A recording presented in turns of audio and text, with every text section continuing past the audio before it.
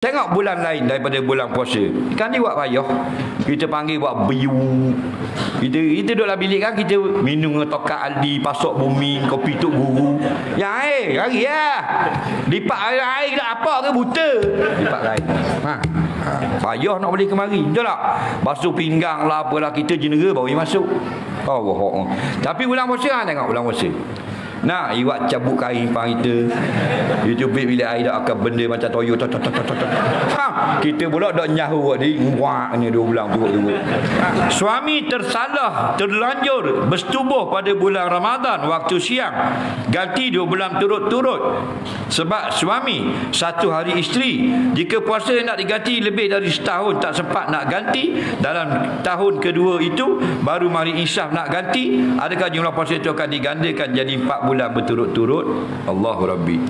Dengar baik-baik. Siapa yang bersetubuh dengan isterinya di bulan puasa, kenalah bayar kafarah. Tapi syarat kafarah itu dia berpuasa. Kalau orang yang tak puasa tak kena kafarah. Contoh orang tua. Wa 'alal ladzina yutiqunahu fidyatun ta'amu miskin. Orang tua sangat, laki 77, bini 75, tak mampu dah nak bersetubuh. Faham lagi? Tak mampu nak bersetubuh, tak mampu dah nak berpuasa. Betul tak? Lalu mereka ini wajib tak puasa? Tak wajib berpuasa, maknanya boleh makan dan minum. Wajib bayar fidyah, tetapi berlaku persetubuhan. Nah, contoh suami sini hanya tak mampu puasa, mampu jimak saja. Okey, wajib kena tak kafarah? Tak kena lah, kerana mereka tidak berpuasa. Yang kena kafarah suami isteri yang berpuasa. Okey?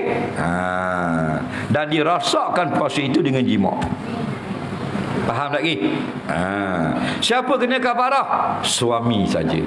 Isteri hanya qada 1 hari yang batal tu. Okey, suami 61 hari pendapat yang muktamad. 1 hari qada, 60 hari kafarah. Nampak? Siyamu syahraini mutatabi'aini, berpuasa 2 bulan berturut-turut. Isteri kita 1 hari saja, walaupun dia yang punya angkara. Nampak? Biasanya isterilah punya pasal. Dalam kes ini banyak berlaku sebab isteri. Betul. Tengok bulan lain daripada bulan puasa. Kan dia buat payah. Kita panggil buat biu. Kita duduk dalam bilik kan, kita minum tokak Aldi, pasok bumi, kopi tuk guru. Yang air, lari lah. Lipat air apa ke buta. Lipat air. Payah nak boleh kemari. Betul tak? Basuh pinggang lah, apalah, kita jenera baru masuk. Oh. Tapi bulan puasa, tengok bulan puasa. Nah, iwak cabut kain pang kita. YouTube bilik air dah akan benda macam toyo. Kita pula dak nyahu di nguak ni 2 bulan turut-turut. Ni masalah. Tapi nak buat mana? Tiba-tiba setahun dia tak dapat kesempatan, sakit dan uzur, maka 2 bulan juga tak jadi 4 bulan. Yang jadi kena bayar fidyah ialah jika kamu sengaja tidak menunaikan kafarah. Okey? Jadi double tak? Tak jadi double. Dah 2 bulan juga. Kalau dia buka minum air baru je. Dalam mazhab Syafi'i tak kena kafarah. Gaji buat gitu. Dalam mazhab lain kena kafarah. Okey?